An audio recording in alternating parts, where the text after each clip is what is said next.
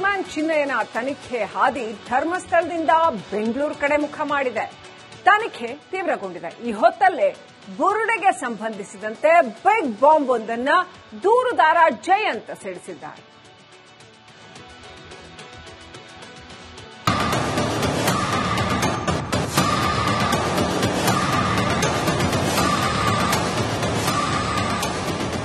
ವೀಕ್ಷಕರೇ, ಧರ್ಮಸ್ಥಳ ಶವ ಹೂತಿಟ್ಟ ಕೇಸ್ ಪಡೆಯುತ್ತಿರುವ ತಿರುವು ನೀವು ಊಹಿಸಲು ಅಸಾಧ್ಯ ಎನ್ನುವಂತಿದೆ. ಬುರುಡೆ ರಹಸ್ಯ ಭೇದಿಸಲು ತೀವ್ರ ತನಿಖೆ ನಡೆಸಿರೋ ಎಸ್ಐಟಿ ಇಂದು ಸೀದಾ ಬೆಂಗಳೂರಿನ ಜಯಂತ್ ಬಾಡಿಗೆ ಮನೆಗೆ ಎಂಟ್ರಿ ಕೊಟ್ಟಿದೆ. ಚಿನ್ನಯ್ಯನನ್ನ ಕರೆದುಕೊಂಡು ಬಂದು ಸ್ಥಳ ಮಹಾಜರು ಕೂಡ ಮಾಡಿದೆ. ಅತ್ತ ಜಯಂತ್ ಬಾಡಿಗೆ ಮನೆಯಲ್ಲಿ ಎಸ್ಐಟಿ ಶೋಧ ನಡೆದ್ರೆ, ಇತ್ತ ದೂರುದಾರ ಜಯಂತ್ ಚಿನ್ನಯ್ಯ ತಂದ ಬುರುಡೆ ಬಗ್ಗೆ ಸ್ಫೋಟಕ ಸಂಗತಿಗಳನ್ನ ಬಿಚ್ಚಿಟ್ಟಿದ್ದಾರೆ. ಇಷ್ಟು ದಿನ ನಮಗೂ ಮಾಸ್ಕ್ಮ್ಯಾನ್ಗೂ ಸಂಬಂಧವಿಲ್ಲ ಎನ್ನುತ್ತಿದ್ದ ಬುರುಡೆ ಗ್ಯಾಂಗ್ ಬಣ್ಣ ಬಯಲಾಗ್ತಿದ್ದಂತೆ ಒಂದೊಂದೇ ಸತ್ಯ ಬಾಯ್ಬಿಡ್ತಿದ್ದಾರೆ. ದೂರುದಾರ ಜಯಂತ್ ಅವರೇ ಬುರುಡೆ ಸಿಕ್ಕಿದ್ದರಿಂದ ಹಿಡಿದು ದೆಹಲಿಗೆ ಹೋಗಿ ಬಂದಿರೋ ತನಕ ಎಲ್ಲಾ ರಹಸ್ಯಗಳನ್ನ ರಿಪಬ್ಲಿಕ್ ಕನ್ನಡದ ಜೊತೆ ಹೇಳಿಕೊಂಡಿದ್ದಾರೆ.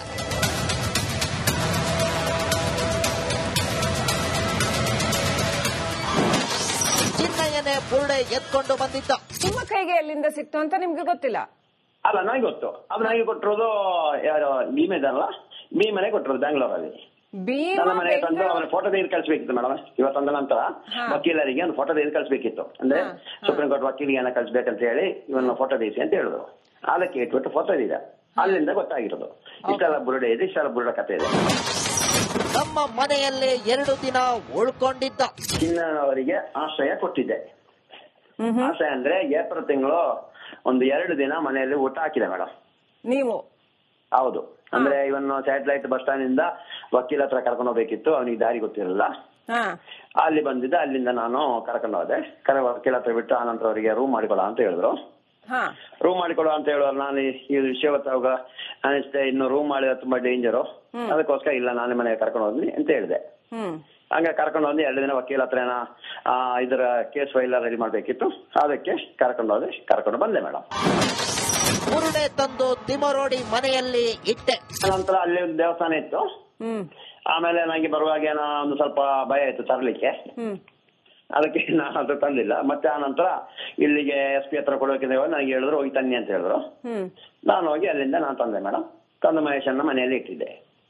ಓಕೆ, ನೀವು ತಂದು ಇಷ್ಟು ಕೆಲಸ ನಾನು ಮಾಡಿದೀನಿ, ಇಲ್ಲಂತ ಎಲ್ಲೂ ಹೇಳಲ್ಲ. 100ಕ್ಕೆ 100 ಇಷ್ಟು ಕೆಲಸ ಮಾಡಿದೀನಿ. ಧನಂಜಯ್ ಭೇಟಿ ಬಗ್ಗೆ ಬಾಯ್ ಬಿಟ್ಟ ಜಯಂತ್.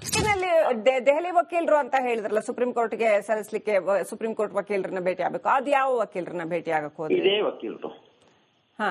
ಈಗ ಏನವ್ರ ಹೆಸರು? ಮಾಸ್ಕ್ಮ್ಯಾನ್ ಚಿನ್ನಯ್ಯನ ತನಿಖೆ ಹಾದಿ ಧರ್ಮಸ್ಥಳದಿಂದ ಬೆಂಗಳೂರು ಕಡೆ ಮುಖ ಮಾಡಿದೆ. ತನಿಖೆ ತೀವ್ರಗೊಂಡಿದೆ. ಈ ಹೊತ್ತಲ್ಲೇ ಬುರುಡೆಗೆ ಸಂಬಂಧಿಸಿದಂತೆ ಬಿಗ್ ಬಾಂಬ್ ಒಂದನ್ನ ದೂರುದಾರ ಜಯಂತ್ ಸಿಡಿಸಿದ್ದಾರೆ.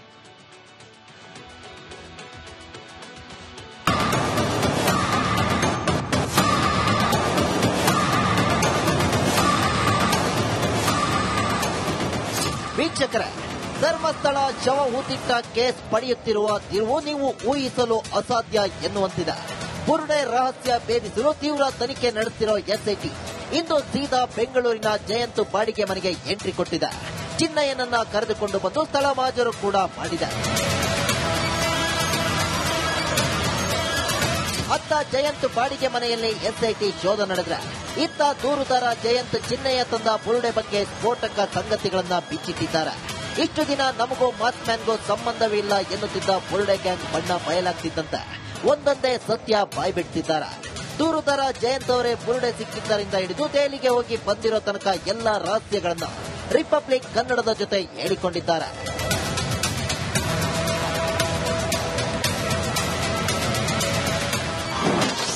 ಚಿನ್ನಯ್ಯನೇ ಬುರುಡೆ ಎತ್ಕೊಂಡು ಬಂದಿದ್ದ. ನಿಮ್ಮ ಕೈಗೆ ಎಲ್ಲಿಂದ ಸಿಕ್ತು ಅಂತ ನಿಮ್ಗೆ ಗೊತ್ತಿಲ್ಲ? ಅಲ್ಲ, ನನಗೆ ಗೊತ್ತು. ಅದು ನನಗೆ ಕೊಟ್ಟಿರೋದು ಯಾರು ಭೀಮ ಇದಲ್ಲ, ಭೀಮ್ ಮನೆ ಕೊಟ್ಟಿರೋದು ಬ್ಯಾಂಗ್ಳೂರಲ್ಲಿ. ನನ್ನ ಮನೆಗೆ ತಂದು ಅವನ ಫೋಟೋ ತೆಗೆದು ಕಳಿಸಬೇಕಿತ್ತು ಮೇಡಮ್. ಇವತ್ತೊಂದ ನಂತರ ವಕೀಲರಿಗೆ ಒಂದು ಫೋಟೋ ತೆಗೆದು ಕಳಿಸಬೇಕಿತ್ತು. ಅಂದ್ರೆ ಸುಪ್ರೀಂ ಕೋರ್ಟ್ ವಕೀಲಿಗೆ ಕಳಿಸಬೇಕಂತ ಹೇಳಿ ಇವನ್ನ ಫೋಟೋ ತೆಗಿಸಿ ಅಂತ ಹೇಳಿದ್ರು. ಅದಕ್ಕೆ ಇಟ್ಬಿಟ್ಟು ಫೋಟೋ ಇದೆ. ಅಲ್ಲಿಂದ ಗೊತ್ತಾಗಿರೋದು ಇಷ್ಟೆಲ್ಲ ಬುರುಡೆ ಇದೆ, ಇಷ್ಟೆಲ್ಲ ಬುರುಡೆ ಕಥೆ ಇದೆ. ನಮ್ಮ ಮನೆಯಲ್ಲಿ 2 ದಿನ ಉಳ್ಕೊಂಡಿದ್ದ. ಚಿನ್ನವರಿಗೆ ಆಶ್ರಯ ಕೊಟ್ಟಿದ್ದೆ. ಆಶ್ರಯ ಅಂದ್ರೆ ಏಪ್ರಿಲ್ ತಿಂಗಳು ಒಂದು 2 ದಿನ ಮನೆಯಲ್ಲಿ ಊಟ ಹಾಕಿದೆ ಮೇಡಮ್. ನೀವು? ಹೌದು. ಅಂದ್ರೆ ಇವನ್ ಸ್ಯಾಟಲೈಟ್ ಬಸ್ ಸ್ಟ್ಯಾಂಡ್ ಇಂದ ವಕೀಲ ಹತ್ರ ಕರ್ಕೊಂಡು ಹೋಗ್ಬೇಕಿತ್ತು, ಅವನಿಗೆ ದಾರಿ ಗೊತ್ತಿರಲಿಲ್ಲ. ಅಲ್ಲಿ ಬಂದಿದ್ದ, ಅಲ್ಲಿಂದ ನಾನು ಕರ್ಕೊಂಡು ಹೋದೆ. ವಕೀಲ ಹತ್ರ ಬಿಟ್ಟು ಆನಂತರ ಅವರಿಗೆ ರೂಮ್ ಮಾಡಿಕೊಡ ಅಂತ ಹೇಳಿದ್ರು. ರೂಮ್ ಮಾಡಿಕೊಡು ಅಂತ ಹೇಳುವಾಗ ನಾನು ಈ ವಿಷಯ ಗೊತ್ತಾಗ ಅನಿಸ್ತೆ, ಇನ್ನು ರೂಮ್ ಮಾಡಿದ್ರೆ ತುಂಬಾ ಡೇಂಜರು, ಅದಕ್ಕೋಸ್ಕರ ಇಲ್ಲ ನಾನೇ ಮನೆಗೆ ಕರ್ಕೊಂಡು ಹೋದ್ನಿ ಅಂತ ಹೇಳಿದೆ. ಹಂಗೆ ಕರ್ಕೊಂಡು ಹೋಗಿ 2 ದಿನ ವಕೀಲ ಹತ್ರ ಇದರ ಕೇಸ್ ಫೈಲ್ ರೆಡಿ ಮಾಡ್ಬೇಕಿತ್ತು, ಅದಕ್ಕೆ ಕರ್ಕೊಂಡು ಬಂದೆ ಮೇಡಮ್. ಬುರುಡೆ ತಂದು ತಿಮರೋಡಿ ಮನೆಯಲ್ಲಿ ಇಟ್ಟೆ. ನಂತರ ಅಲ್ಲಿ ಒಂದು ದೇವಸ್ಥಾನ ಇತ್ತು. ಆಮೇಲೆ ನನಗೆ ಬರುವಾಗ ಒಂದು ಸ್ವಲ್ಪ ಭಯ ಇತ್ತು ತರಲಿಕ್ಕೆ, ಅದಕ್ಕೆ ನಾನು ಅದು ತಂದಿಲ್ಲ. ಮತ್ತೆ ಆ ನಂತರ ಇಲ್ಲಿಗೆ SP ಹತ್ರ ಕೊಡೋಕೆ ನನಗೆ ಹೇಳಿದ್ರು ಹೋಗಿ ತನ್ನಿ ಅಂತ ಹೇಳಿದ್ರು. ನಾನು ಹೋಗಿ ಅಲ್ಲಿಂದ ನಾನು ತಂದೆ ಮೇಡಮ್. ತಂದು ಮಹೇಶನ್ನ ಮನೆಯಲ್ಲಿ ಇಟ್ಟಿದ್ದೆ. ಓಕೆ, ನೀವು ಇಷ್ಟು ಕೆಲಸ ನಾನು ಮಾಡಿದೀನಿ, ಇಲ್ಲಂತ ಎಲ್ಲೂ ಹೇಳಲ್ಲ, 100ಕ್ಕೆ 100 ಇಷ್ಟು ಕೆಲಸ ಮಾಡಿದೀನಿ.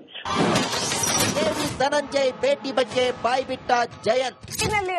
ದೆಹಲಿ ವಕೀಲರು ಅಂತ ಹೇಳಿದ್ರಲ್ಲ, ಸುಪ್ರೀಂ ಕೋರ್ಟ್ಗೆ ಸಲ್ಲಿಸಲಿಕ್ಕೆ ಸುಪ್ರೀಂ ಕೋರ್ಟ್ ವಕೀಲರನ್ನ ಭೇಟಿ ಆಗಬೇಕು, ಅದ್ ಯಾವ ವಕೀಲರನ್ನ ಭೇಟಿ ಆಗಕ್ ಹೋದ್ರೆ? ಇದೇ ವಕೀಲರು.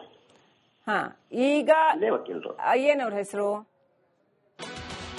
ಮಾಸ್ಕ್ ಮ್ಯಾನ್ ಚಿನ್ನಯ್ಯನ ತನಿಖೆ ಹಾದಿ ಧರ್ಮಸ್ಥಳದಿಂದ ಬೆಂಗಳೂರು ಕಡೆ ಮುಖ ಮಾಡಿದೆ. ತನಿಖೆ ತೀವ್ರಗೊಂಡಿದೆ. ಈ ಹೊತ್ತಲ್ಲೇ ಬುರುಡೆಗೆ ಸಂಬಂಧಿಸಿದಂತೆ ಬಿಗ್ ಬಾಂಬ್ ಒಂದನ್ನ ದೂರುದಾರ ಜಯಂತ್ ಸಿಡಿಸಿದ್ದಾರೆ.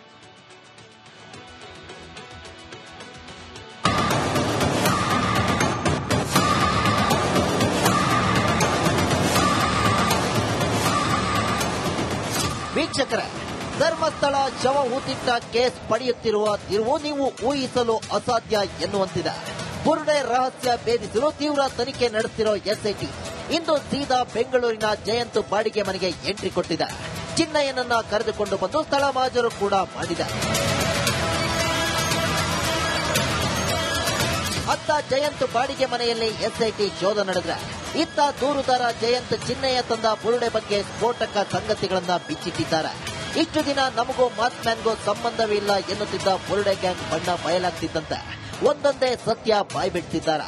ದೂರುದಾರ ಜಯಂತ್ ಅವರೇ ಬುರುಡೆ ಸಿಕ್ಕಿದ್ದರಿಂದ ಹಿಡಿದು ದೆಹಲಿಗೆ ಹೋಗಿ ಬಂದಿರೋ ತನಕ ಎಲ್ಲ ರಹಸ್ಯಗಳನ್ನ ರಿಪಬ್ಲಿಕ್ ಕನ್ನಡದ ಜೊತೆ ಹೇಳಿಕೊಂಡಿದ್ದಾರೆ.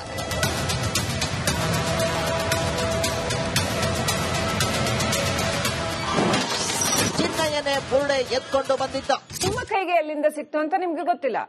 ಅಲ್ಲ, ನನಗೆ ಗೊತ್ತು. ಅದು ನನಗೆ ಕೊಟ್ಟಿರೋದು ಯಾರು ಭೀಮ ಇದ್ದಾರಲ್ಲ, ಭೀಮನೆ ಕೊಟ್ಟಿರೋದು ಬೆಂಗಳೂರಲ್ಲಿ. ನನ್ನ ಮನೆಗೆ ತಂದು ಅವನ ಫೋಟೋ ತೆಗೆದು ಕಳಿಸಬೇಕಿತ್ತು ಮೇಡಮ್. ಇವತ್ತೊಂದ ನಂತರ ವಕೀಲರಿಗೆ ಒಂದು ಫೋಟೋ ತೆಗೆದು ಕಳಿಸಬೇಕಿತ್ತು. ಅಂದ್ರೆ ಸುಪ್ರೀಂ ಕೋರ್ಟ್ ವಕೀಲಿಗೆ ಕಳಿಸಬೇಕಂತ ಹೇಳಿ ಇವನ್ನ ಫೋಟೋ ತೆಗಿಸಿ ಅಂತ ಹೇಳಿದ್ರು. ಅದಕ್ಕೆ ಇಟ್ಬಿಟ್ಟು ಫೋಟೋ ಇದೆ, ಅಲ್ಲಿಂದ ಗೊತ್ತಾಗಿರೋದು. ಇಷ್ಟೆಲ್ಲ ಬುರುಡೆ ಇದೆ, ಇಷ್ಟೆಲ್ಲ ಬುರುಡೆ ಕಥೆ ಇದೆ. ನಮ್ಮ ಮನೆಯಲ್ಲೇ 2 ದಿನ ಉಳ್ಕೊಂಡಿದ್ದ ಚಿನ್ನವರಿಗೆ ಆಶ್ರಯ ಕೊಟ್ಟಿದ್ದೆ. ಆಶ್ರಯ ಅಂದ್ರೆ ಏಪ್ರಿಲ್ ತಿಂಗಳು ಒಂದು 2 ದಿನ ಮನೆಯಲ್ಲಿ ಊಟ ಹಾಕಿದೆ ಮೇಡಮ್. ನೀವು